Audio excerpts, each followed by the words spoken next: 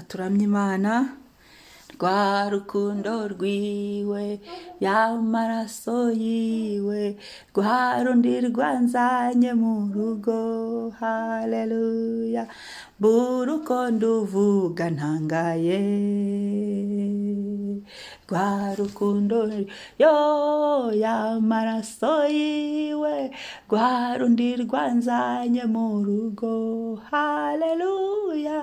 Buruko nduvuga ntangaye urukundo rwawe Yesu, rwa rukundo rwiwe y'amaraso yiwe rwa rundi rwanzanye mu rugo, Yesu ushimwe. Buruko nduvuga ntangaye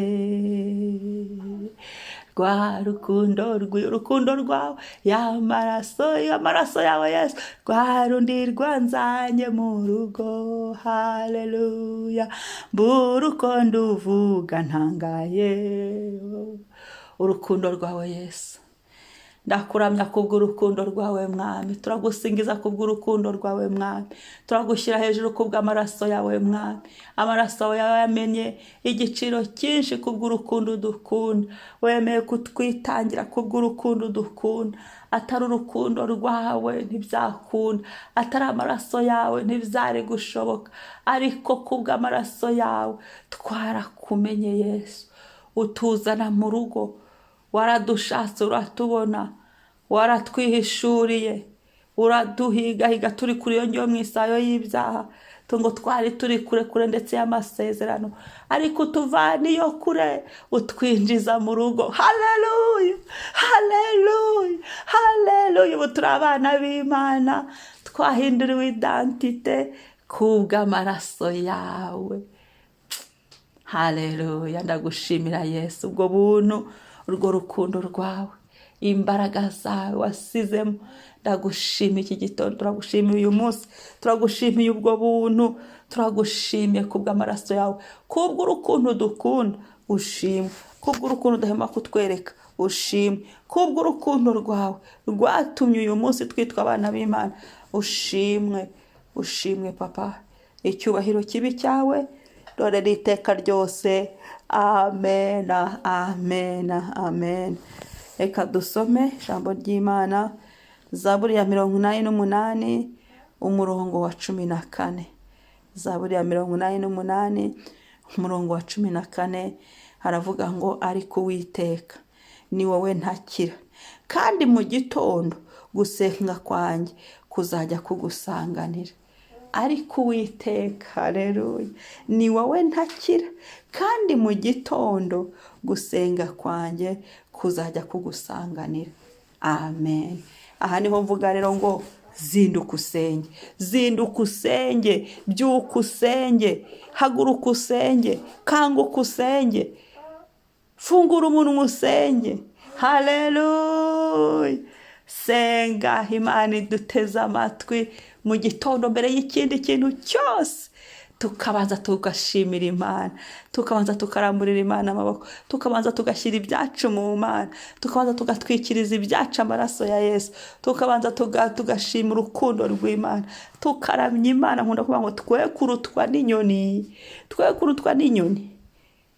Inyoni zirabyuka zigahimbaza, zikaririmba, ibindi bigatangira. Koko natwe duhaguruke dushima Imana, turamye Imana, dushyire Yesu wacu hejuru.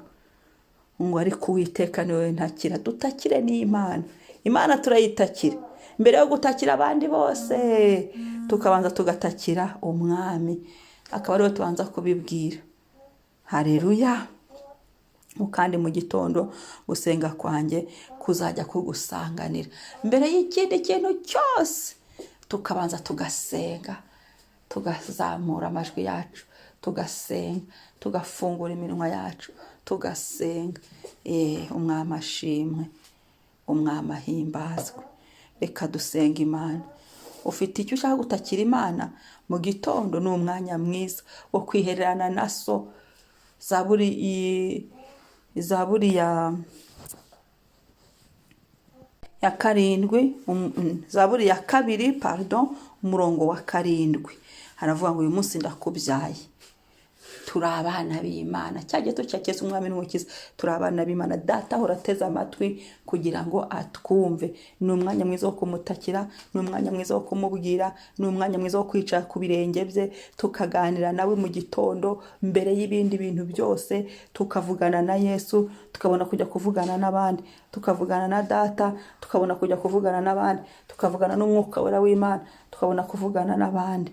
Umwami ashimwe, maze umunsi wacu ukirwa n'amahoro. Kandi n'ubuntu Imana yazanye tukabwakira, ukabwira Imana ngo ndagushimiye umunsi ndawakiriye, uyu munsi umugambi wawe ari usohozwe. Reka dusenge.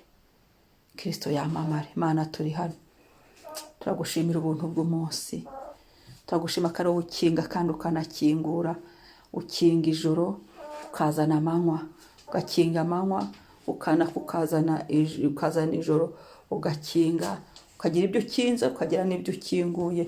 Izi ni imbaraga zawe, natwe ukadufasha dusinziriye, kongera ugafungura amaso yacu tukabona, tukabyuka, ukadusubizamo umwuka ku buntu. Turabigushimiye Mana uyu munsi. Shimwa Mwami, shimwa ko tubyukije amahoro, shimwa ko turiho, ko duhagaze, shimwa ko tugenda bikemera. Shimwa Mwami, turagutakira iki gitondo, tukwinginga Mwami, tugusaba ngo gumya ubane natwe. Uyu munsi tuwushize mu biganza byawe, uyu munsi uwukoreremo, uyu munsi ntabari twe Mwami w'abami, ahubwo izina ryawe rihabwe icyubahiro. Uyu munsi dushyize ibyacu byose mu biganza byawe Mwami. Uyobore gahunda zacu zose, uyobore imirimo y'amaboko yacu yose. Turakwemereye ngo uganze muri buri saha y'uyu munsi, uganze. Mwuka Wera w'Imana ukorane natwe, ugendane natwe mu izina rya Yesu. Tuyobore, utubere umuyobozi. Abamarayika baturinde mu nzira zacu zose mu izina rya Yesu Kristo, mu izina rya Yesu Kristo. Abazana ibisubizo byacu abijyanye n'ubuntu bw'uyu munsi babidushyikirize aho tuzaba turi hose mu izina rya Yesu. Buri muntu wese abone neza yawe muri iki gitondo. Turatatse buri wese uko agutakira, wumve gusenga kwe, wumve kwinginga kwe, wumve gutabaza kwe. Owe Mana yacu, haleluya. Kuri Imana yumva gusenga, uhora uteze amatwi, wumve gushima kwacu, wumve n'ibyo tukubwira, uko uri Data, kugira ngo tugirire neza. Urakoze Mwami, shyirwa hejuru none n'iteka ryose. Uyu munsi turagusabye kugira ngo ibyo utasizeho biveho, ibitari muri gahunda yawe biveho, ibitagomba kutugeraho ntibitugereho, abatagomba kutuvugisha ntibatuvugishe, abatagomba kudutelefona ntibakadutelefone. Ibitava ku Mwuka w'Imana ibyo byose bikurweho, ibitari mu bushake bwawe biveho mu izina rya Yesu. Kuri buri saha kuri uyu munsi, ibitari mu buntu watuzaniye ibyo biveho mu izina rya Yesu Kristo. Asante Papa, twatuye umugisha, ubuntu n'amahoro no kubana n'Umwuka Wera byomatane natwe none n'iteka ryose. Amen. Shalom.